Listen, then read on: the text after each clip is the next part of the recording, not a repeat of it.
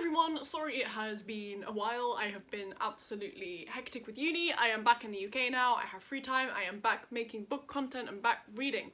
So I thought I would start off my summer with a fun little reading challenge and trying to cut down my screen time at the same time. So for the next week I will be turning my TikTok screen time into my reading time, and on average I think last week I spent 2 hours and 56 minutes on TikTok. So that is 2 hours and 56 minutes a day reading for 7 days.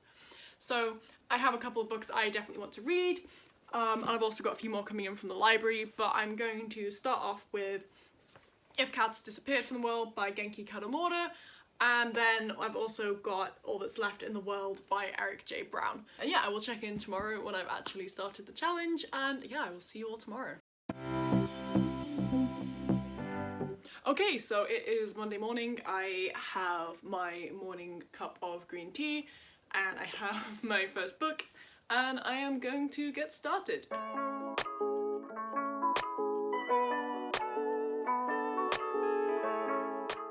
So I've done about an hour and a half of reading so far. I've got another hour and a half to do today, and I'm probably about halfway through the book. I'm not too sure at the moment. I'm kind of on the fence. I definitely like it. I'm not sure if I love it. There's a lot of kind of stuff in there that I really enjoy, but I just don't really feel like I'm connecting with it properly. But I will see how I find the second half of it, and I will give you guys an update very soon. Well, I've definitely connected with it now. I've just finished it. I cried. I will get back to you in approximately 1 working day with my thoughts.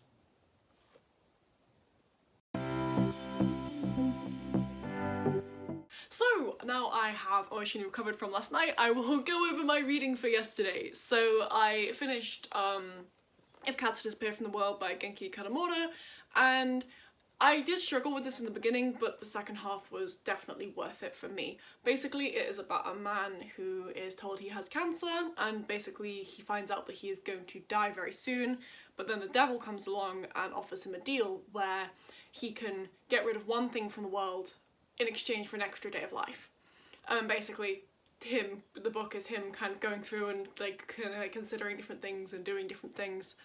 And I think it's a really interesting exploration on kind of what life really is. And yeah, it was really, I definitely, once I kind of connected with it, I really loved it, and it did make me cry at the end. Not a lot, but there were definitely tears. I do think this is one of those books that you either kind of love or you hate. I think if you don't connect with it, then you probably won't enjoy it, but you obviously, it's kind of, you're not gonna know if you're gonna connect with it until you've read it. But it's also only really short, so you haven't got much to lose if you want to check it out. And yeah, the writing style, it wasn't anything standout. It was fine. I enjoyed reading it, but it also didn't blow me away. But that could also be because it's in translation, and you know, translations can really make or break a book. But yeah, overall I would give this 4.5 stars. I did love it. I really liked it, but I think there was a little something missing for me. So then, to emotionally recover from that, I then started my next book, which I'm not sure if this is emotional recovering material or if this is just going to cause me more trauma, and that is All That's Left in the World by Eric J. Brown. I just spent about 30 minutes reading it last night. I only got 30 pages in, and I read another 30 pages this morning, and I'll read some more of that today. So far, I am definitely really loving this.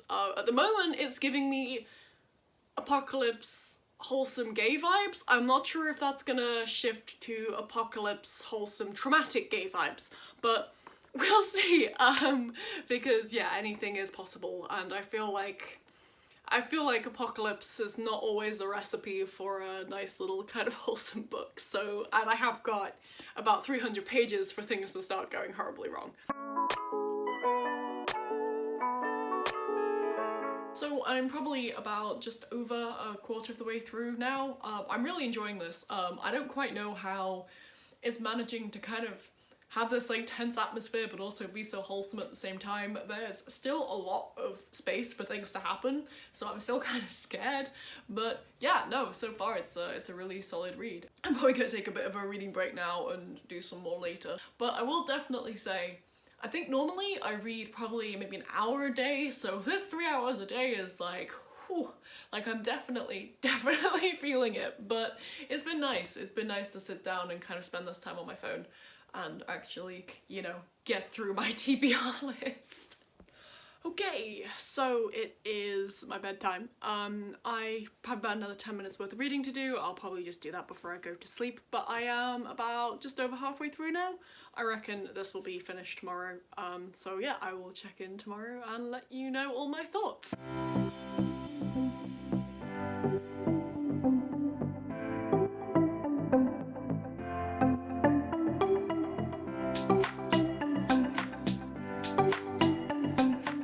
Okay, so I lied yesterday. I don't think I am gonna finish this today. I'm really enjoying this, and I don't know, it makes me so happy. There's something kind of really wholesome about it, but it's also got this really nice tension, but it's not like a stressful tension.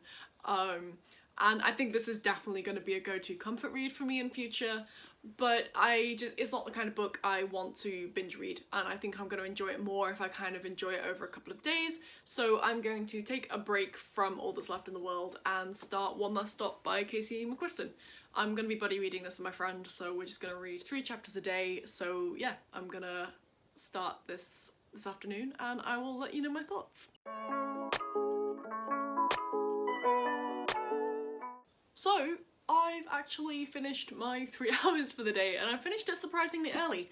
So I read my 3 chapters of One Last Stop. It actually took me a lot longer than I was expecting it to. I'm not too sure at the moment. I'm definitely not feeling August as a character, but I'm kind of liking everything that's going on around her. So we'll see where this one goes, but I've heard good things, so I'm hoping it's gonna pick up. And then I ended up, after I read my 3 chapters for my buddy read, for that, I went back to All That's Left in the World. And of course, typically when I'm like, oh, I'm gonna take a break from it and then I'll like pick it up, it starts getting really intense, and now I just want to binge it, and it's like, why did this happen yesterday?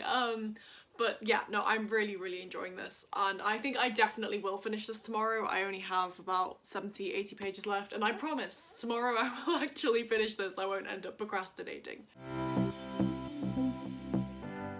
So I have lots of lovely reading updates for you. I've done about 1 hour and 40 minutes of reading so far, and I have finished All That's Left in the World. I told you I wasn't lying last night. I did actually finish it today, and this is probably one of my new favourite books, and this was a 5-star read for me.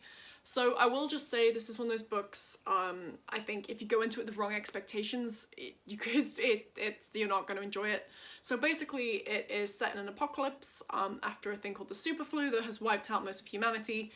It's not the same as COVID, it's set after COVID, although it does reference COVID in the book, which was really weird to me, because I think that was like the first like on paper COVID reference I've seen in a novel. And it's basically about these 2 boys who meet, and then they end up kind of going to try and find more people and venturing across like this basically completely decimated world in hopes of finding more survivors. It does have a nice gay love kind of story, but it's not just about that. It's kind of like, it's not like the sole focus of the book, which I thought was really nice. I will just say, if you're looking for a really intense, deeply developed apocalyptic novel, this is not for you. This is kind of quite surface level-y. The characters, they were kind of developed enough for me, but they're not like, you know, like super deep and complex. It was just very much a kind of these 2 boys plodding across the world, and gradually kind of, you know, coming to know and love each other, which I really loved.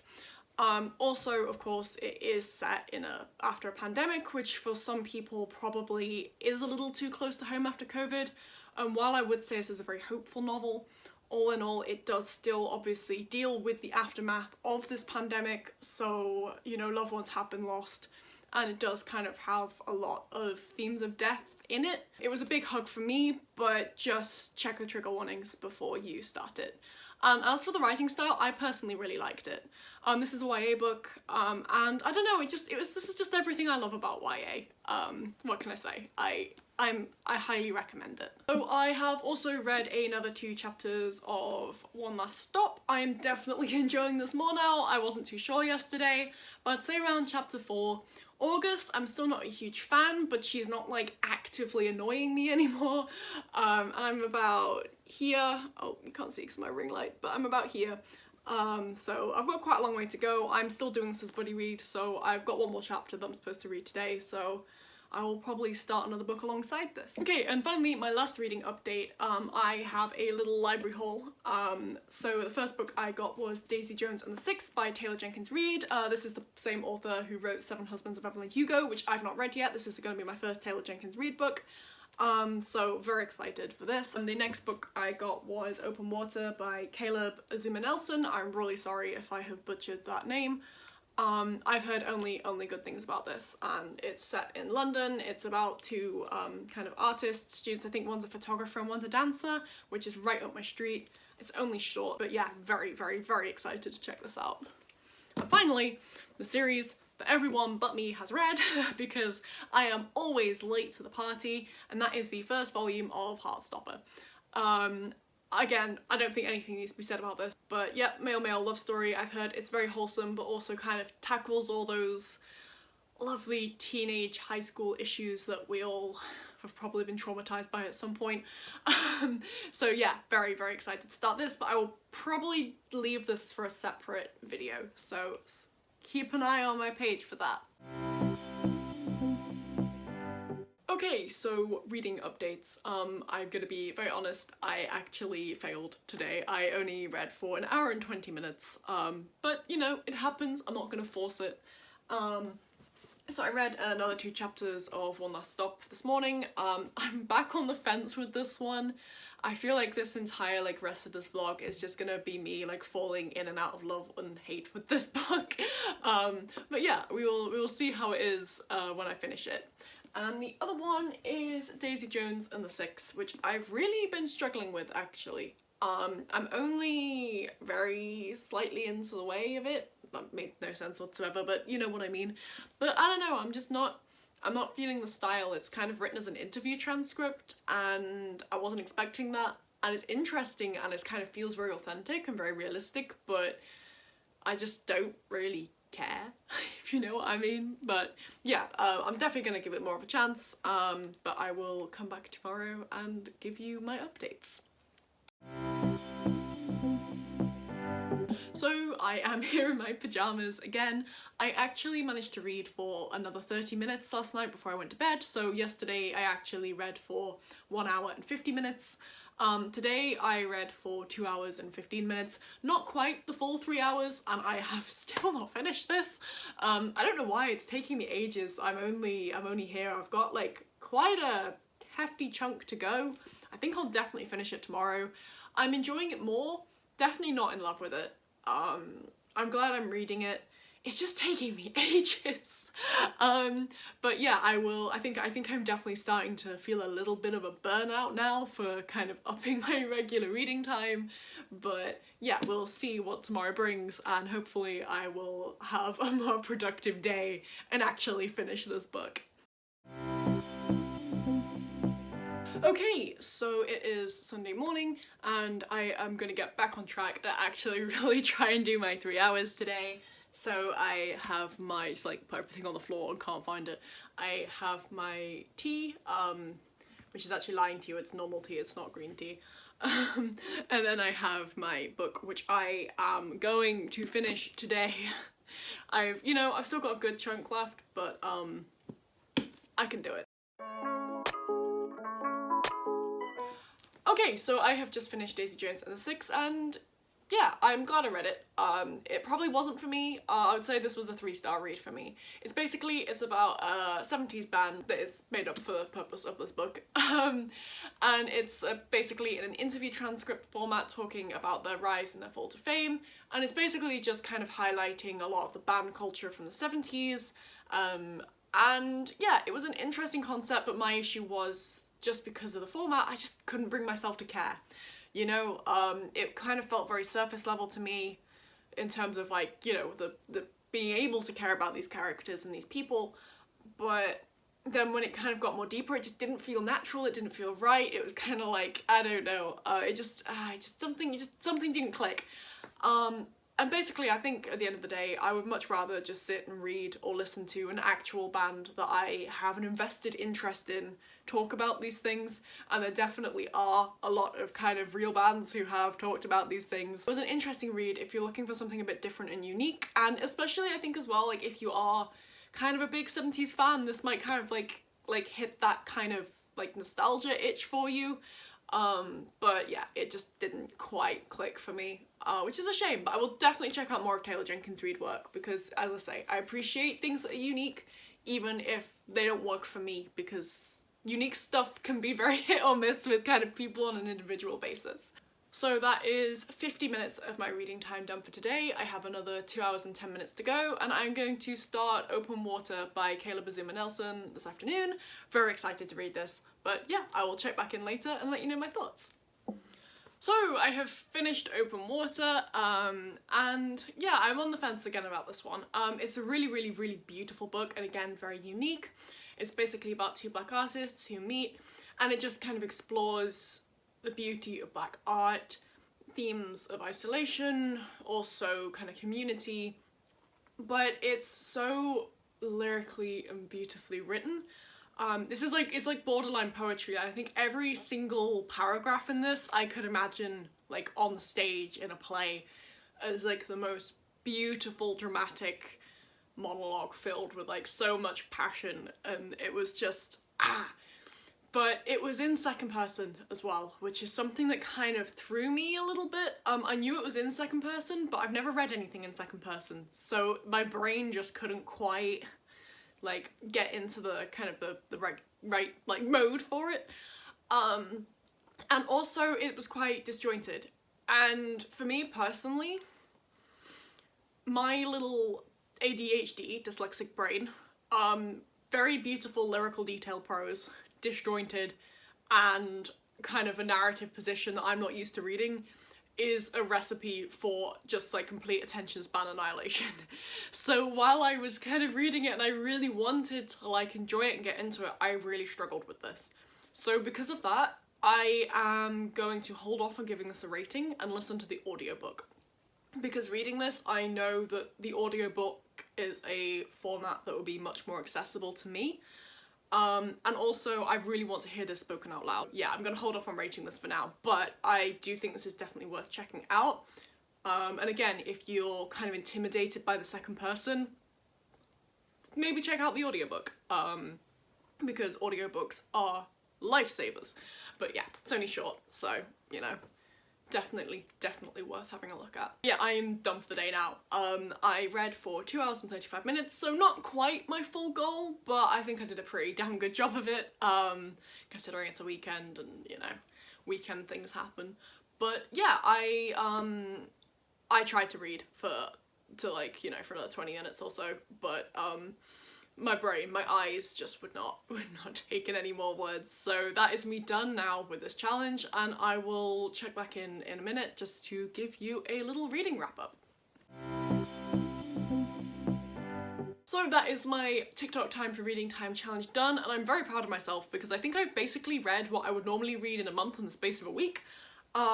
So these are the books that I actually read and finished, and then I also managed to get through half of One Last Stop, and don't worry, I'm not going to leave you hanging on this. I am going to finish this off and kind of give you a little my thoughts at the end of the video.